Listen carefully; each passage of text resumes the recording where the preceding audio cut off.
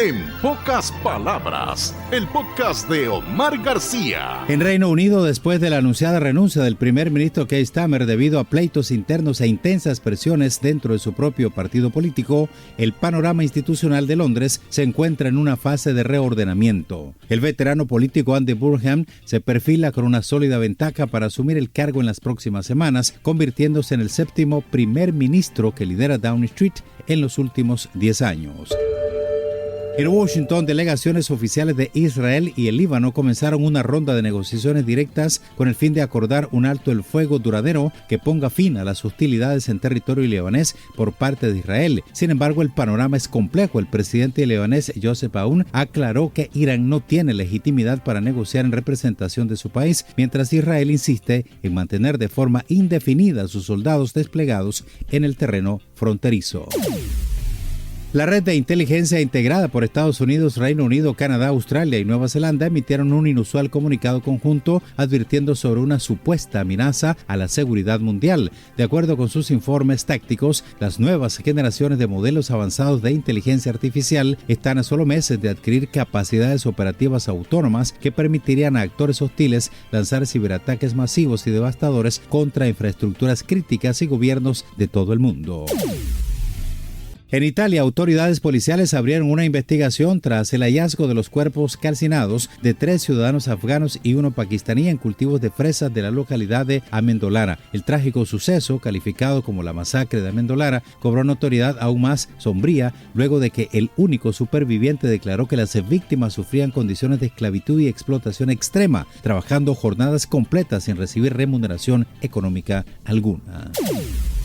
En Bélgica, representantes oficiales del régimen talibán llegaron a la capital institucional de la Unión Europea, Bruselas, bajo un visado estrictamente limitado de 24 horas y sin libre tránsito. Llegan con el propósito de acordar los protocolos de deportación y retorno obligado de ciudadanos afganos que buscan asilo en los países de Europa, una iniciativa diplomática que genera airadas denuncias de los organismos internacionales dedicados a la defensa de los derechos humanos.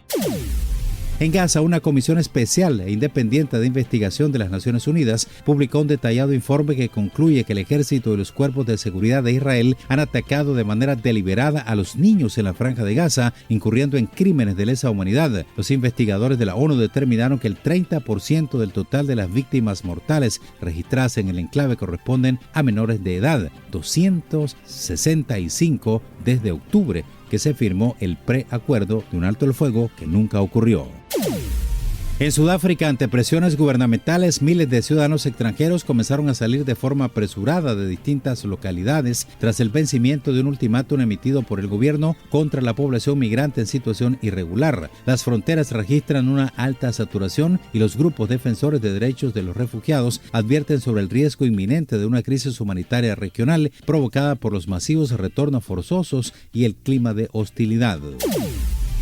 En Estados Unidos fallece el histórico expresidente de la Reserva Federal Alan Greenspan a los 100 años. Era considerado en el mundo financiero y de la economía internacional como una de sus figuras más influyentes del último siglo. Alan Greenspan, recordado por dirigir con firmeza la política monetaria estadounidense durante etapas de gran crecimiento y crisis financiera clave, es catalogado por analistas como uno de los líderes bancarios centrales más poderosos e icónicos de la era moderna.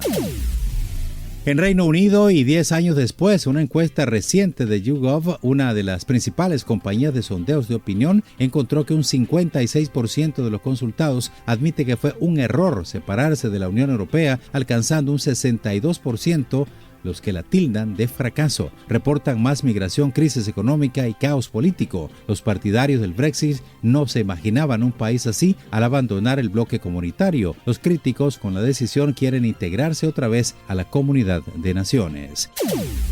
Francia registró este martes el día más caluroso de toda su historia, obligando a monumentos emblemáticos como la Torre Eiffel y el Museo del Louvre a recortar sus horarios de visita, lo que obligó también a las autoridades a emitir alertas rojas para la mitad del territorio francés. Las temperaturas extremas, que superan los 44 grados en el sur de España y los 40 en el Reino Unido, colapsaron los sistemas ferroviarios y provocaron el cierre preventivo de cientos de escuelas ante un verano de intensidad climática sin precedentes. Gracias por elegirnos entre el infinito mundo de las comunicaciones actuales.